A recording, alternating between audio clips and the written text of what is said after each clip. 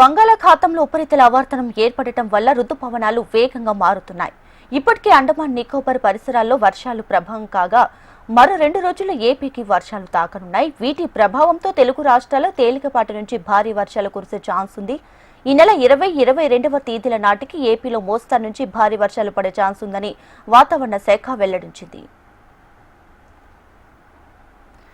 రైట్గా బంగాళాఖాతంలో ఉపరితల ఆవర్తనం ఏర్పడటంతో ఏపీకి వర్ష సూచన ఉండే అవకాశం ఉందంటూ వాతావరణ శాఖ చెప్తూ ఉంది. సో ఓవరాల్ గా విశాఖలో పరిస్థితి ఏంటి, ఎలా ఉండబోతుందో మా ప్రతినిధి అనురాధ లైవ్ లో అందించడానికి సిద్ధంగా ఉన్నారు. అనురాధ, ప్రస్తుతం తెలుగు రాష్ట్రాల్లో చాలా భిన్నమైన వాతావరణ పరిస్థితులు అయితే కనిపిస్తూ ఉన్నాయి. ఒక పక్క తెలంగాణలో భారీ నుంచి అతి భారీ వర్షాలు కురుస్తూ అక్కడ జిల్లాలకి అలర్ట్స్ జారీ చేస్తున్న నేపథ్యంలో ఇక్కడ ఏపీ వరకు చూసుకుంటే కనుక ఏపీలో పగటిపూట దాదాపుగా 40 డిగ్రీల ఉష్ణోగ్రతలు పైబడి ఉష్ణోగ్రతలతో పాటు వడగాల్పుల తీవ్రత కూడా కొనసాగుతూ ఉంది. సాయంత్రం పూట అకాలంగా వర్షాలు కూడా కురుస్తూ ఉన్నాయి. అయితే మాన్సూన్ అన్సెట్ అయ్యే సమయంలో ఈ రకమైన సహజమైన వాతావరణ ప్రక్రియ ఉంటుంది అనేది వాతావరణ శాఖ నిపుణులు అంచనాలు వేస్తున్నారు. ప్రస్తుతం బంగాళాఖాతంలో ఒక ఉపరితల ఆవర్తనం కొనసాగుతూ ఉంది. ఇది ఈ నెల 20, 22వ తేదీ నాటికి బలపడి అల్పపీడనంగా మారే అవకాశం కూడా ఉంది అన్నది వాతావరణ శాఖ అంచనాలు వేస్తున్నారు. ఈ నేపథ్యంలో ఈ నెల 20, 22 తేదీల్లో కోస్తా ఆంధ్రతో పాటు ఇటు ఉత్తరాంధ్ర జిల్లాల మీద కూడా దాని ప్రభావం ఎక్కువగా ఉంటుంది.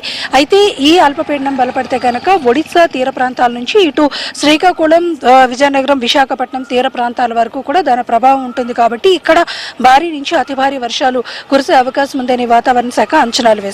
మరోవైపు చూస్తే కనుక రాయలసీమ ప్రాంతంలో కూడా అకాలమైన వర్షాలు కురుస్తున్నప్పటికీ కూడా మొత్తం ఏపీలో ఉన్న అన్ని జిల్లాలని కూడా పగటి ఉష్ణోగ్రతలు అయితే మాత్రం భారీగా పెరుగుతున్నాయి. ముఖ్యంగా గాలిలో హ్యూమిడిటీ శాతం ఎక్కువగా ఉన్న నేపథ్యంలో, తేమ భారీగా ఉన్న నేపథ్యంలో ఎక్కువ ఉక్కపోత వాతావరణం కూడా ఉంటుంది. దీనివల్ల డీహైడ్రేషన్ అయ్యే అవకాశం కూడా ఉంటుంది. కాబట్టి ప్రజలు అప్రమత్తంగా ఉండాలని వాతావరణ శాఖ సూచనలు అయితే చేస్తూ ఉంది. మరోవైపు వైద్య నిపుణులు కూడా అదే చెప్తున్నారు. వడగాల్పుల తీవ్రత ఎక్కువగా ఉండేటప్పుడు, ఉక్కపోత వాతావరణం ఉండేటప్పుడు డీహైడ్రేట్ అయితే గనక ఖచ్చితంగా వాళ్ళు వెంటనే తగిన ఉపశమనం పొందేందుకు వైద్య చికిత్సలు కూడా తీసుకోవాల్సి ఉంటుంది అన్నది సూచిస్తూ ఉన్నారు. ఓవరాల్ గా వెదర్ రిపోర్ట్ వరకు చూసుకుంటే కనుక ఈ నెల 20, 22వ తేదీ వరకు కూడా ఇటు మన్యం, పార్వతీపురం, విశాఖపట్నం, అనకాపల్లి, అల్లూరి, కాకినాడ వరకు కూడా అంటే కోనసీమ జిల్లాల వరకు కూడా ఉదయం పూట ఎండ తీవ్రత ఉంటుంది. సాయంత్రం పూట వర్షాలు కురిసే అవకాశం ఉంది. అలాగే అక్కడ వైఎస్ఆర్ తిరుపతి నుంచి వైఎస్ఆర్ జిల్లా, ఈ మొత్తం రాయలసీమ జిల్లాలన్నింటిలోని కూడా ఎన్టీఆర్ జిల్లా వరకు కూడా అంటే గుంటూరు వరకు కూడా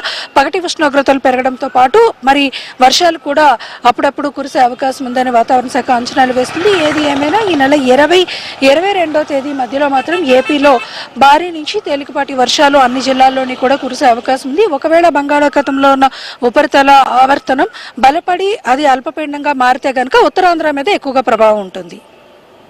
రైట్ అనురాధ, థ్యాంక్ యూ.